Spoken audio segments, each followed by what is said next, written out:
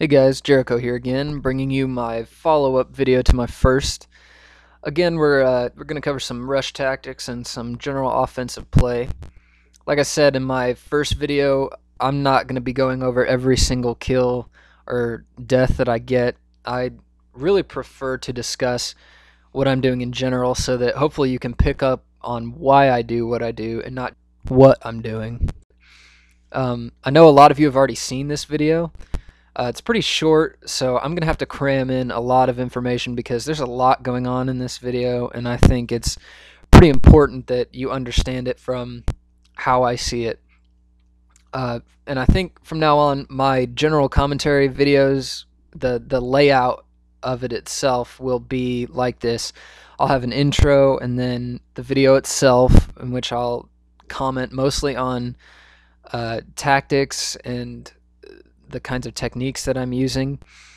And then I'll follow that up with kind of a Q&A section where I can answer some of your guys' questions, and I think also give some of my thoughts on common issues in COD4.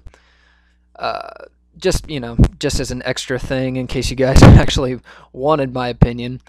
If not, it's not a huge deal, but that's enough of that. Let's go ahead and start this match. This time it's Mercenary Team Deathmatch on Bog, which is one of my least favorite maps. And right away here, you'll notice that I get away from my teammates. They're all out in the middle. Always get away from your teammates.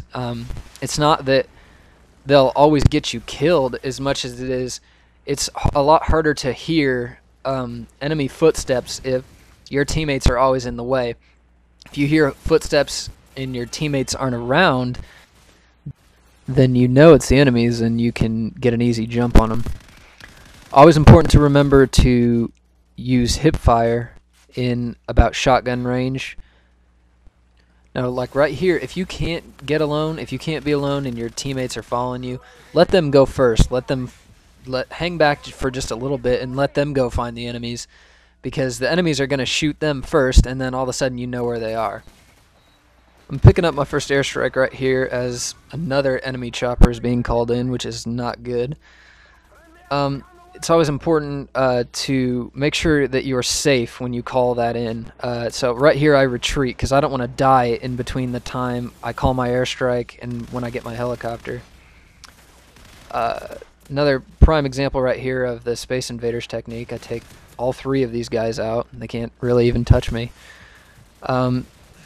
Another thing I want to mention really quickly is that it's important to remember to save your helicopter after you die, because then the kill streak that your helicopter gets will count towards your next helicopter.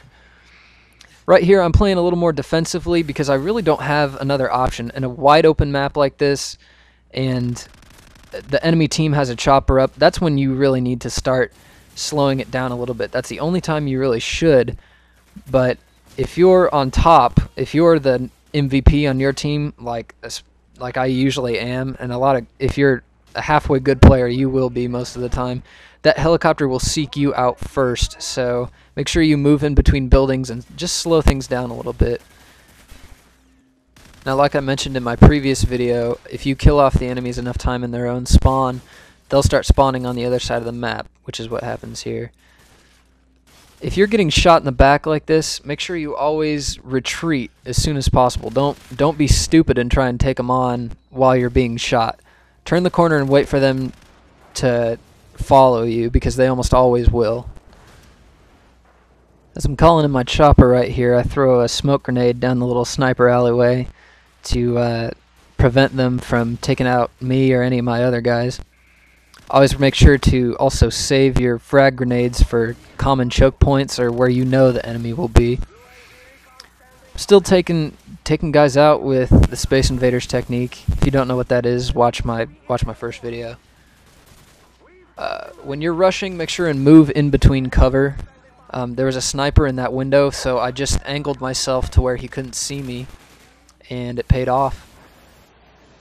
My luck ran out when I tried to get back there, but you know, accidents happen sometimes. It's important to just keep getting back in the fight. I throw one final smoke grenade to try and prevent them from really getting out of that spawn so we can trap them there, but the game just ends as my helicopter picks up the last kill. Final score 31-3. That's pretty impressive considering I joined the game late and considering how bad the circumstances were when I first started the game. I figured I'd take this last part here to talk about some of the common issues in Call of Duty 4 that I hear about all the time, and then answer some of the questions that you guys have asked about me. First off, one major thing that I've been hearing a lot lately is people tell me that they actually won't use a certain weapon or a perk because they don't want people to think that they're noobs for whatever reason.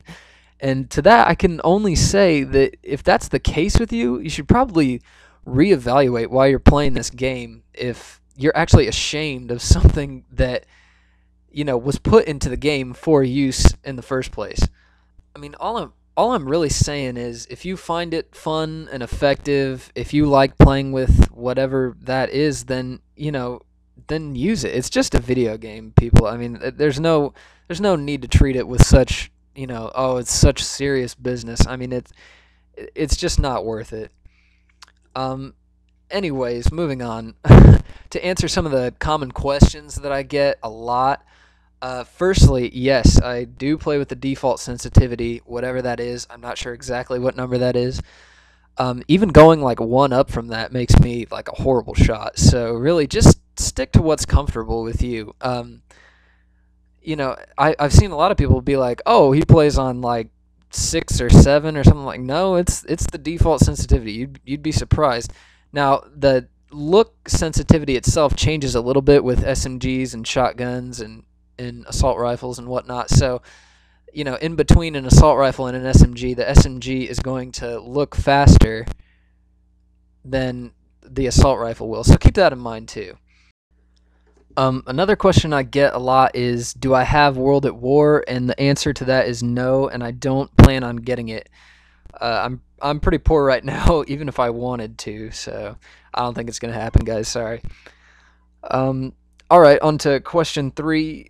I usually get this question: can I add you on Xbox Live? And to that, I say yes, you can. However, don't get your feelings hurt when I don't join your private match or whatever.